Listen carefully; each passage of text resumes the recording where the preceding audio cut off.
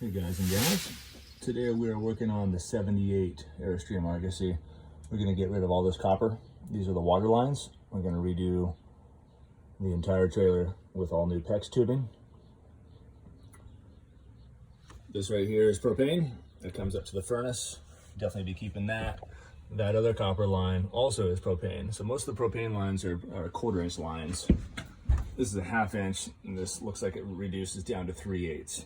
So if you were to attempt this yourself, make sure you know which copper you're removing so you don't actually have to put new copper back in for something that would already be used for propane. We already have the new water pump mocked up in place just so we could find some leaks. And wow, we did find some leaks. So it really just came down to, we need to pull all this copper out of here. This particular model, the copper came in front of where the furnace was, and that stems up to the sink right there. The rest of your cold line will actually go back all the way behind either your bed or your vanity, depending on your model. And yes, we are doing a pretty good remodel on here. So all your water lines are underneath this bed. Cold goes down there, down inside here, and a bunch of different valves and everything like that. So we will certainly be doing a different configuration.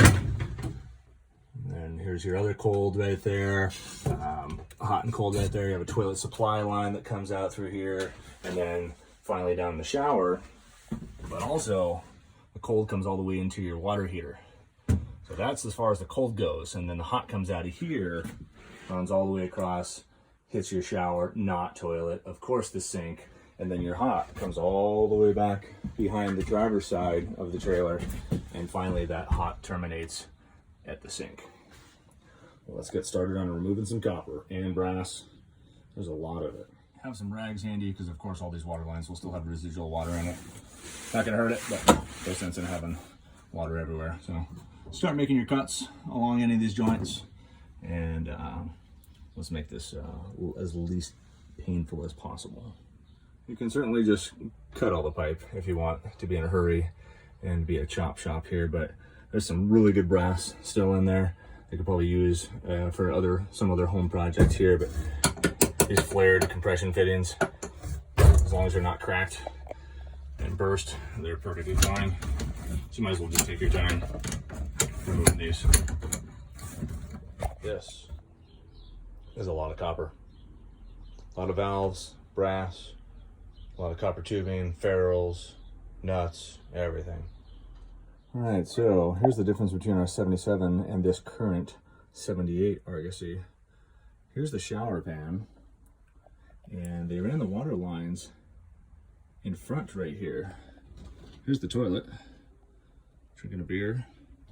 So they ran the water lines right here on an elbow. On the other side of this wall, underneath the bed, is the water heater. In the 77, they actually ran the water lines all the way across the back end, which was very susceptible to freezing. So I'm glad that they ran it like this, and I don't have to ever pull this shower pan, hopefully. So that is where your water lines are if you need to remove them, because we'll be running PEX in the same configuration here that runs on the front of the tank. In order to access the back of the shower, you have to pull this trim piece, take the screws out so you can dislodge this carefully. I pulled 2 copper lines out of there, and that goes into the back side of your shower water fixture. All the copper has now been removed.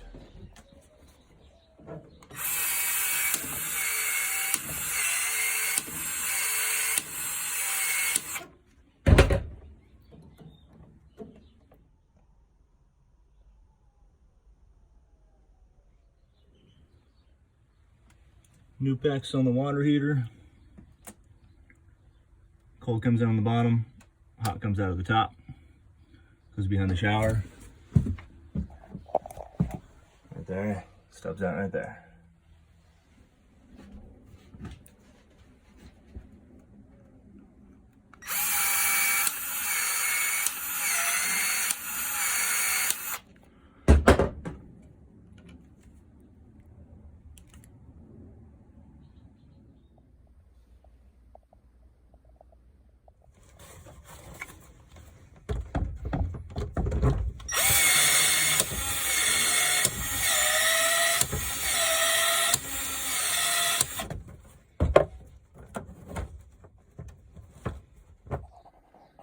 Here's the front of the shower pan, and obviously we have the hot and cold PEX coming from where the water heater sits underneath the passenger bed.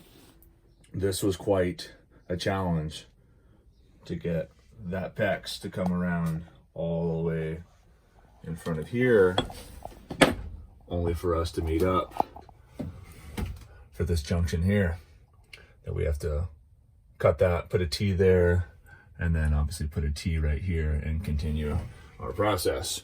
So there's a copper elbow here, or you know, brass elbow with the copper line, brass, copper all the way up front. There's not much room back here for this at all. And initially, the only copper left inside here, after I pulled all of it, was back here. I figured, man, these things are really hard to get out of here. I'm just gonna leave the copper. I couldn't do that. I actually had to pull that copper in order for these two lines to fit in there. There is no room for 4 lines back there at all. That was quite the challenge. Basically had to extract them out of here, pull that copper out of here in order for these 2 PEX lines to fit. So we'll continue the process and get this all buttoned up.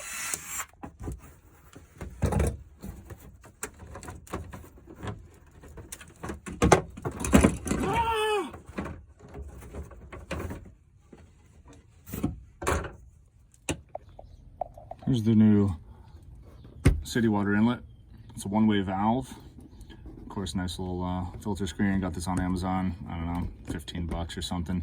I did put clear silicone around here and 3 self-tappers. This does rotate, so you can tighten your hose on there. And again, one-way valve, so when you go to fire up that the water pump, water doesn't shoot out this side like you used to on the old one. Here, that's where the water used to come up right there. That was your city connection. Why Airstream? Why did you do that? Why would you put it right next to the sewage? Not smart at all. Simple relocation. Back to the closet. That T right there coming from the main line, city side or water pump. That comes out here. This terminates. This is the end of the run. I split this off. Angle stop, plastic, threaded into the angle stop, into the PEX fitting. This valve operates the shutoff for the cold sink, cold shower, and then up inside here, if we can get up there, I split that off. There's another 3/8 compression that runs the toilet. That toilet supply line runs right there to the back side of here. This is the original Aquamagic SL. If you want to check out some of my other videos on how to rebuild this, new water lines and also the new kit. This toilet so far does not leak. Here's the one of the ends of the hot. So this is where hot will terminate. This feeds the hot for the sink, also the hot for the shower. And both cold line for the shower, hot line for the shower go behind this panel here, which I've yet to reinstall, and it goes to the back side of this fixture here.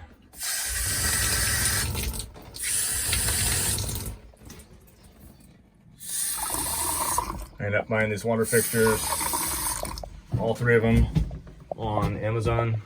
Affordable, classy, nice high-rise aerator. Here's a quick follow-up on the routing. Water tank, braided vinyl hose, comes out into the water pump. Brass fitting into PEX. Put a ball valve there, just for safety precautions. Elbow, brought that in the back, right here. That little trim piece will cover that up.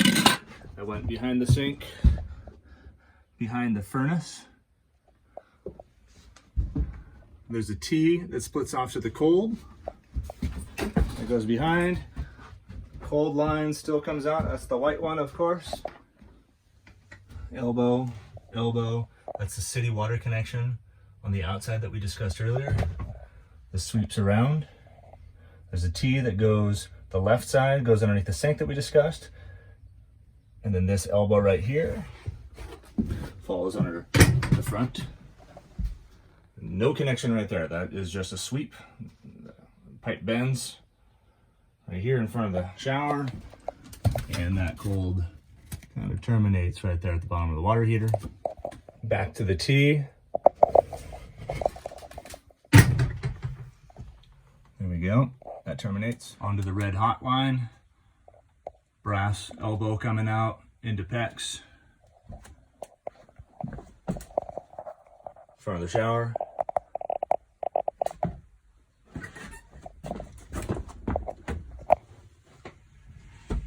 There's a T. Elbow that goes into the sink we discussed earlier, right there. The other part of the T, straight red line the entire way, behind the oven, underneath, and terminates right there to the hot to the sink. There we have it. We are PEXed. Thank you very much for watching. Please subscribe. Check out the rest of my videos on the 78 Argosy.